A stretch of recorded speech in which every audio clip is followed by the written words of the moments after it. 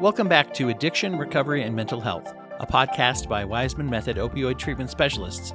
I'm your co-host, Dwight Hurst. I'm joined, as always, by Clare Waismann and David Livingston. We're talking about overdose awareness, which is not a new topic for us. We have been talking about some of the alarming trends and statistics around overdose. And as it so happens, August is Overdose Awareness Month. And Clare Waismann Method has just joined up with an organization in relation to this, right?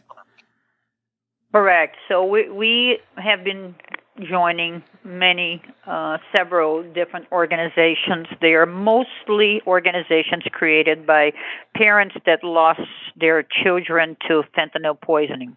The goal of these organizations is truly to create awareness, to other citizens and to parents, and because most of these kids died without knowing that they were taking fentanyl. Mm-hmm. And that's one of the things I know that we had discussed a couple of episodes ago. We were talking about how some of these drugs and even false pills, fake pills that are being made with fentanyl, that there's they said something like a 1 in 3, if you take a random group of the fake fentanyl pressed pills that look like painkillers from a pharmacy, they said something like 1 in 3 of them could be fatal. Correct. And often if you're purchasing them, you don't know that they're fentanyl. Especially because these kids, most of these kids that are dying, they had no tolerance because they were not opioid dependent. So, they were at a party and somebody wanted to give them a Xanax or, any other pills, and they took it, and they die immediately. It's an extremely powerful drug, and is just killing people at rates that they're inconceivable. I've been doing this for 25 years, and it is out of this world what's going on right now. It becomes really messy when pulling apart these numbers. And when we look at that, because one of the things you had brought up, in this discussion was kind of what is the definition of an overdose? Because right now, wouldn't that include people who are maybe, like you said, like maybe even a first time or brand new recreational user who we wouldn't usually see represented as that statistic, and then so we have poisoning deaths versus people who are overdosing maybe in routine drug use and might also then experience a poisoning and die unexpected. And then of course you have intentional suicide, those that are suicidal as well, and they're all kind of bulked together in these numbers, aren't they? They are, and that's one of the things that these parents are fighting, throughout social media, is not to use the word overdose, because there's a stigma that goes with it, and they say well, they use illegal drugs, so they died, and regardless, and that's how I feel. Regardless of how the person died, they died. And they died because they took something that they were not aware of. So they're seeing more as a poisoning, as even murder, than an overdose. Mm-hmm. So they don't even want to use that term per se, because it's not like the victim decided to use a little more. They want to make a very clear distinction that I think is important, because what's going on is very different than what went on 10 years ago, when there was, the crisis, the opioid crisis, and everybody was overdosing because they were taking huge amounts of opioids. And that's not making what happened 10 years ago less sad than, what is happening right now, but it's truly a different situation altogether. It's interesting how it highlights, right? It highlights both the differences in the situation and also highlights just the hypocrisy and the distasteful stereotyping that people do, just with any death that is associated with with drugs. Like we want to treat it like it's less of a death because, the person took the drugs. So therefore, Correct. and this really draws that out where there's a big, huge question mark. And not even a question mark in general around, people don't know that they're buying fentanyl. Correct. So, again, the parents are trying to make this distinction. So, to create awareness, because most of these kids, as I said before, they are not opioid dependent, and they are at risk, by smoking something in a party or by taking a pill that, they think is Adderall or Oxy so it's really important that we know that this new strain of fentanyl has nothing to do with the pharmaceutical fentanyl. This is an extremely, extremely powerful drug that one tiny little grain can kill you. And it could be, inserted anywhere. If you don't buy from a pharmacy, you are at risk. It's that simple. It doesn't matter what you're using. That's the thought. Is it's showing up in all kinds of unexpected places, right? Correct. Yeah. Correct. And I sadly enough, the data, for some reason, we always have 2-year-old data. So by the time we see it, 2 years have passed, so there's not the sense of urgency as if we saw what's really going on, currently. How many people are dying from this every day? This is a tragedy that is going to affect generations to come. And I think the number 300 that they gave us for last year is not even close to what's going on right now. And these kids are truly being murdered.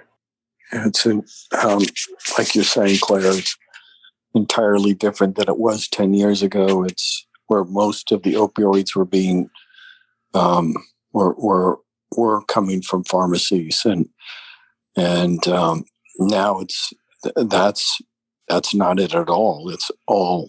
Most of what's out there is fentanyl in some form or another that people are taking and using. I hear it all the time. And, when I'm talking to, especially the younger people, but could be anybody, you hear about so many people, friends of friends, things like that, who have overdosed.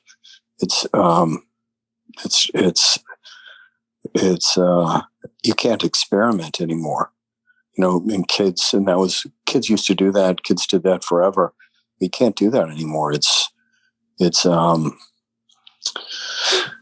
You just can't do it. It's too dangerous. Yeah. And, so it's critical that parents know that. It's critical that kids and everybody knows it, because the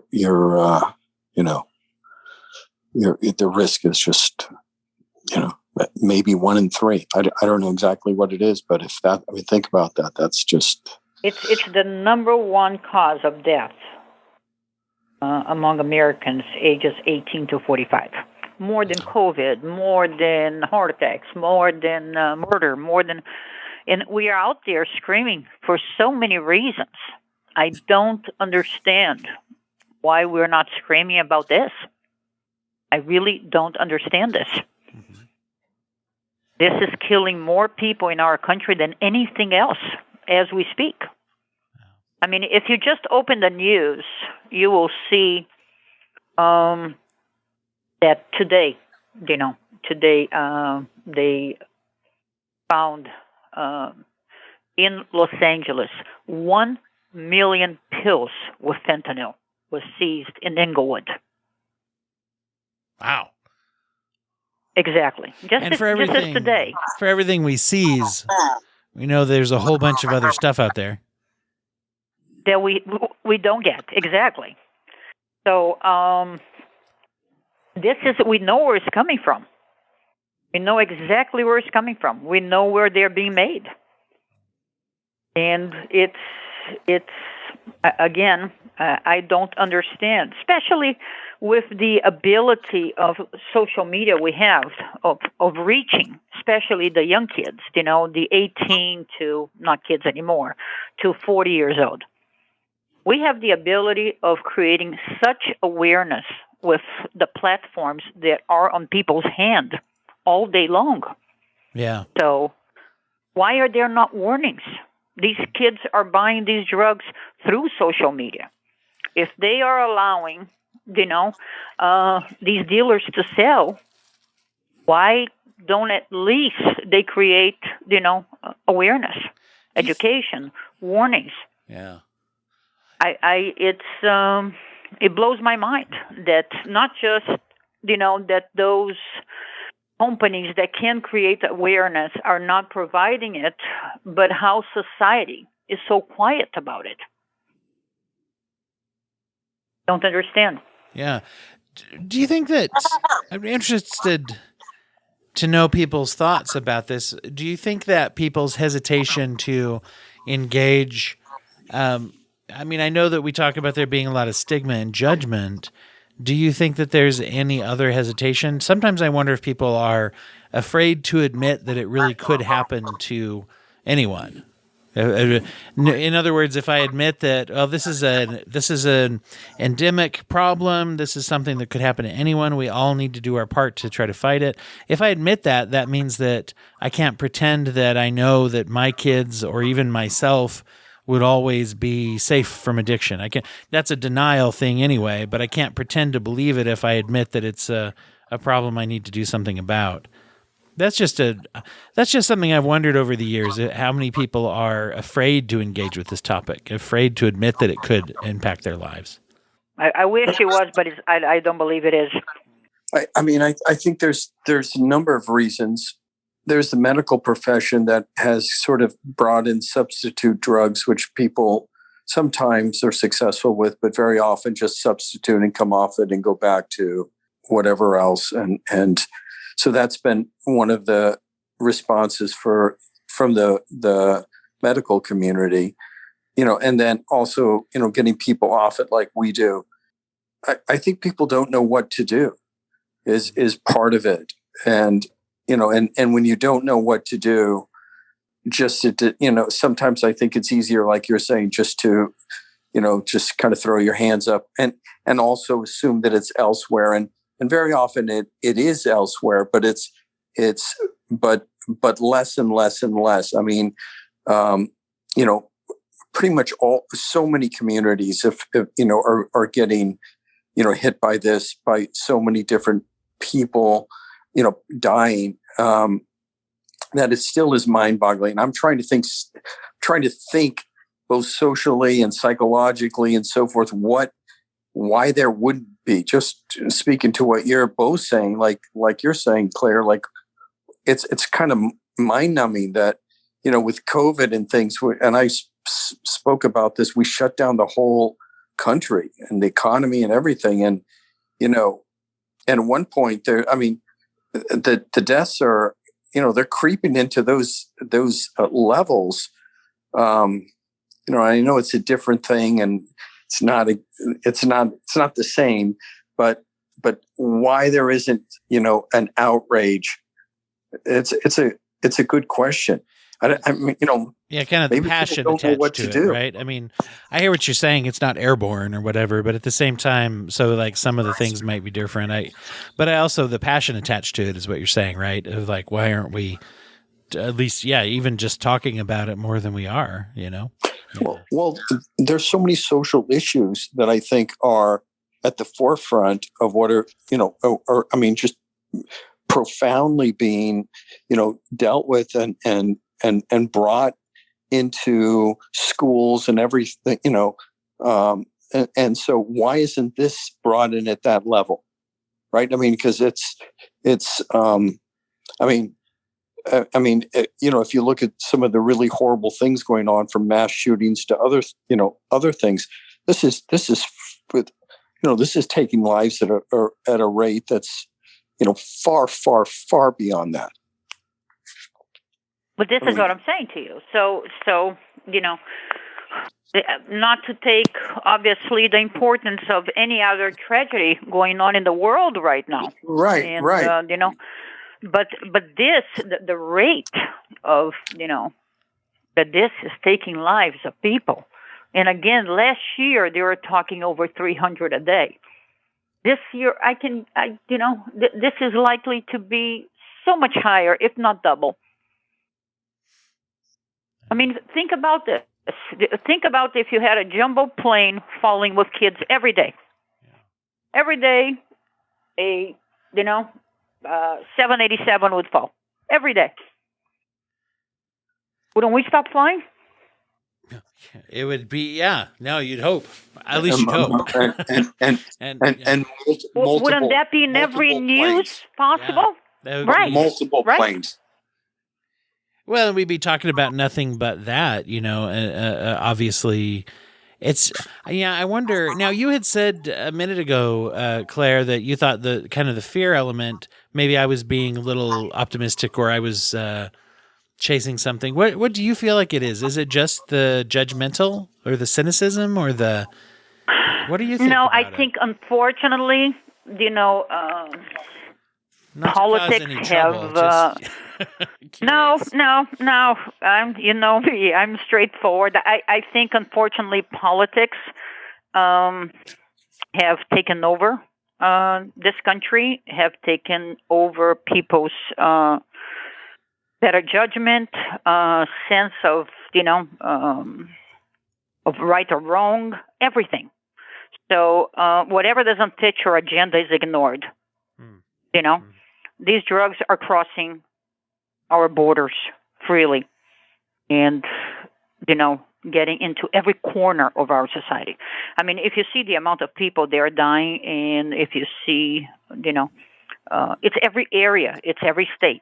It's not like, a certain class of people or a certain state, a certain age. It's just, across the board. It's an interesting thing people don't understand, I think, about addiction is if you take a group of people suffering from addiction, it's going to look very much like just driving around and grabbing a random group of people from all different age groups, all different jobs, all different, people have a concept in their mind of what that group would look like, but, it's a fairly representative group if you look at who's actually using. Well, again, I think we need to differentiate. It's the same thing with fentanyl. When people talk about fentanyl, they say, "Oh, fentanyl has been used in this country for so long." This is not the fentanyl that we buy in the pharmacy. This is, a strain that comes from China to Mexico into this country, and is so much more powerful and is being inserted in non-opioid drugs. And as David was saying, as a teenager, they try. Maybe teenagers that never did a drug in their lives and, find themselves in a party and with the pressure, and they say, okay, I'm just going to take this pill. It's just a Xanax or it's just an Adderall.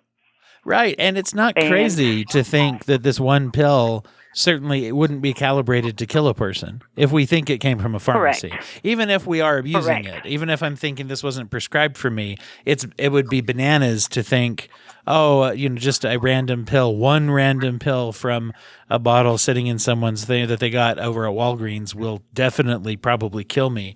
That would be crazy to think. We like to attack the morals of people who use drugs recreationally. We like to attack their intelligence as part of that stigma. But it's like a person at a party, there's not a huge difference there of saying, I know I shouldn't, but I will, between that and many other forms of substance use or intoxicant use that we look at as normal. A person has a little too much to drink at a party and we chuckle and go, oh, well, you know how they are,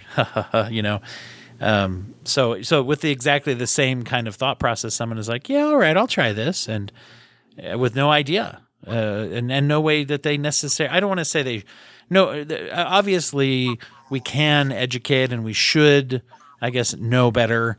And we do know better than to take a pill that we don't know what it is. But if it's something that came out of, I assume, someone's medicine cabinet, I'm not entering into that choice with the right degree of alarm and information. Right. That's what I'm saying. That's it. And it's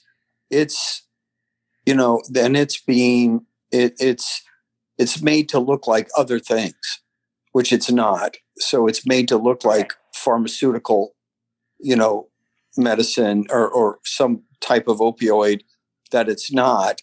And so it's literally, when Claire says, use the word. I mean, we shouldn't be using the word addiction. Or overdose. We should be using the word murder and poisoning, because it really is what it is. Because it's a.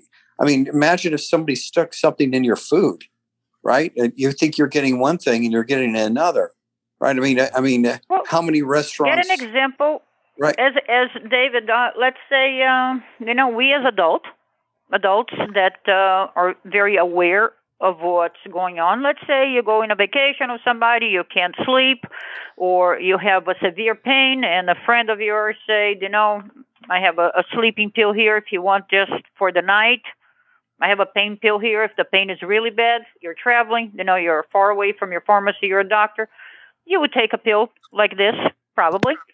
And I don't know where that person got that pill. I would figure that they did in the pharmacy. Yeah, so there's a lot of that. Much more of that than easy. People like to admit. Right. Right. Yeah. Right. Exactly. It's very easy to say the kids are being bad. Right. No, it's not true. No, that you're 100% right. And often like you're describing, that somebody's trying to take something really just more for a medicinal or a situational, and then they pass away, and that's happening at a level that's never happened before. And then kids who try things, there's pressure on it. There's, it's talked about. That's talked about in the media and in music. This stuff is kind of glorified, and and that's happened since I can remember. I mean, so kids try things, and any rate, it's and why this isn't being with all of the emphasis on making sure that there is awareness of social changes and importance in allowing people to be themselves and all of that. Why isn't this even as high a priority or even a higher one? I mean, it's killing generations. I mean, and it should be up front. It should be as bigger. I mean, and why isn't the U.S. government putting pressure on China to shut down these labs? All they have to do is look at Sinaloa. That's where they're making these pills. They know where they are. But again, it's what I'm saying to you. I think we've become so, absorbed by our positions in politics. We lost our sense of humanity, our sense of right and wrong. Yeah, I know that we've talked a lot about the way that people have felt and become out of touch and angry with each other so quickly. Do you feel like that affects the ability to talk about this as people being so estranged and angry at each other?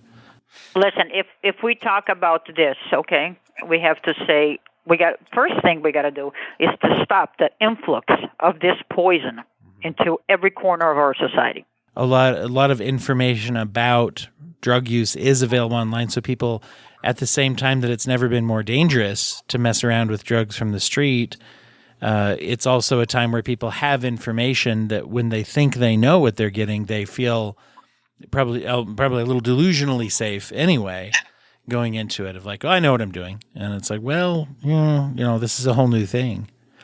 With the increase of awareness, I was just thinking, what should we encourage people to do out there? One of the things I'm hearing is changing terminology. So is that something people can do, is when they see social media posts or when they're making social media posts for awareness, to start educating people, to start moving the terminology away from overdose and more towards death, murder, poisoning? Yeah. Yeah, and I think if the social media, platforms are not willing, to create the awareness that needs to happen, I think we as citizens should. How, can you share something 3-4 times a day? Then do it. Yeah, and I mean, I know I've shared comments about Thor Ragnarok or that often, right? And so I certainly could put something Right? out there. I think we can use the time for that. It reminds me just the power of terminology.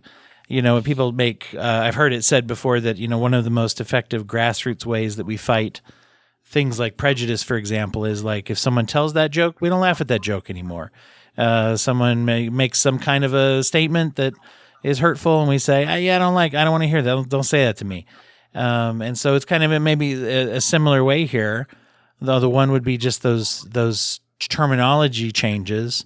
And I also find that when you hear someone say something, and you have more experience in education, it's a little bit. Sometimes it's intimidating, but to respond, if you have a coworker or a friend or someone who says something judgmental about, oh, well, they knew what they were, blah, blah, blah, to turn and say, do you really know much about what you're talking about? Or some version of that of, well, what I've learned about addiction is this. And to maybe take that minute to push back a little bit. And it might cost you a little bit of emotional turmoil or fear socially for a few seconds, but there's a chance that the person you say it to or someone else in the conversation, it might open their mind a little, and they might be a little more open and knowledgeable about addiction. Yeah, there's always going to be somebody sour out there, to say something that is unproductive. Yeah. But we got to do what we need to do regardless of others are doing. That's what I believe in my life on everything. Well, what other things do you think are useful for people to be doing? I think awareness is number one. Education is number two. Talk to your children, especially if you have teenagers. Let them come to you. What are they going to say? I mean, David, you have teenagers. First thing they're going to say, I'm not an idiot, right? I'm not going to do it. But I think if you just talk about it regardless, it's going to be there, behind their mind. They are at a party, somebody offers something. Maybe they will remember what was said at that dinner table. I don't know. Well, that's it. I mean, it's terrifying. It's right because it's just terrifying because my niece and nephew who have lost friends of theirs to this, and kids just messing around a little bit. I'm pretty direct. I'm saying like, look, if you take this stuff, there's a very good chance you're going to die. You just need to know that, right? It's that bad. It's that scary. I'm not kidding you. I've seen it more than you can even seen it or heard of it. And you can't take pills anymore and unless it's from a doctor or pharmacy and exactly it's been prescribed to you and so forth, you cannot take pills, period. Okay. It's not what it once was. And then there's a lot of musicians who have died from it. And some of them have talked about it in their music a ton, and so I'll talk to my kids. I'll say, yeah. And they're like, yeah, he died. He overdosed or well, I don't know what happened. I mean, he died from I'm not sure what to call it, but because I don't know exactly how it happened, but yeah. So it's, that's how I deal with it. And I also talk to the patients I'm working with just as directly. There's no middle ground. There's just no middle ground. No, it's too dangerous out there to have any, hesitance about what you say or what you should say. That's why, Dwight, when you say as well, put it out there, talk about it, and if somebody says something negative, then be it. Yeah. Share with as many people as possible.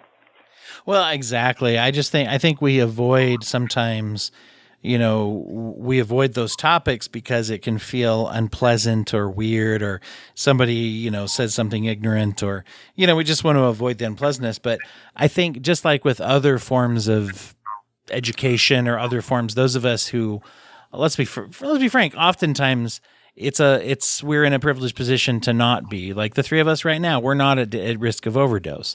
I'm grateful that we're not at a risk of addictive relapse right now, that the three of us are in a place of our lives where that particular health problem isn't threatening to us right now, right? And in this, so we could sit here in this conversation and feel very free to, say a fourth person wanders in and says something ignorant. All three of us could just roll our eyes in our inside and not have to challenge it. But let's say if there's 5 or 6 of us around and none of us say anything. And so then maybe the people who don't know think we all agreed with what that person said, right? Yeah. Like you, I don't really care about the uncomfortableness. Maybe that's a good thing or a bad thing. Hopefully we get over that in the field a little bit, probably, right? Yeah. Trust me, I've been told both, and both, I'm sure both are true, but I don't care about it. This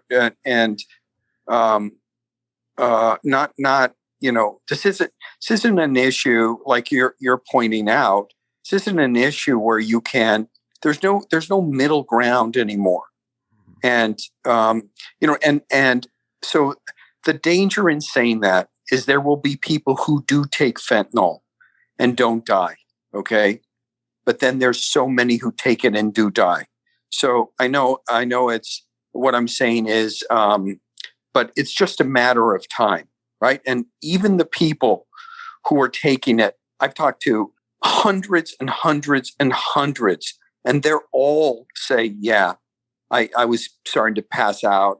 There were times I didn't know when I took it, if I was going to wake up. I mean, I hear it from everybody. So then the next question is, so how do you get people to a place really the where they can feel the fear for themselves, and they can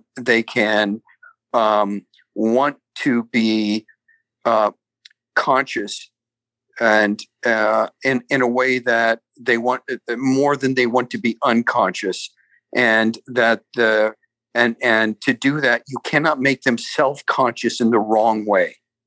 Okay, because being self-conscious in the wrong way tends to drive the desire to be more unconscious. Okay, so you have to help people become conscious in the right way, which is what good education is, and not making people feel horribly about who they are, and just really trying to understand what their needs are and what their vulnerabilities are and all the stuff that happens, in a more therapeutic process, so that they can bear their consciousness and get used to sort of and not need that feeling of trying to be more unconscious, and find healthier ways to play and forget about things and relax, and that's a developmental thing. It takes some time. And we're going to leave it there. Thank you so much for listening. Just by being interested in and curious about addiction, you're showing that you have the right kind of attitude and that you're the right kind of person to do just the things we're talking about, by spreading appropriate awareness and education out there about addiction and about recovery and treatment for people. This show is a production of the Waismann Method Opioid Treatment Specialists. Learn more about us and our detox treatment programs at opiates.com. Email us, info@opiates.com, or follow us on Twitter @opiates. We'd love to hear from you and to hear your questions about mental health and addiction treatment. The music for the podcast is the song Medical by Clean Mind Sounds. For Clare Waismann and for David Livingston and Waismann Treatment Specialists, I've been Dwight Hurst. Thanks for listening. Remember to keep asking questions. The more you ask questions, the closer you move to getting answers. And whenever you find answers, you can find hope. Have a great day. We'll be back with you again soon.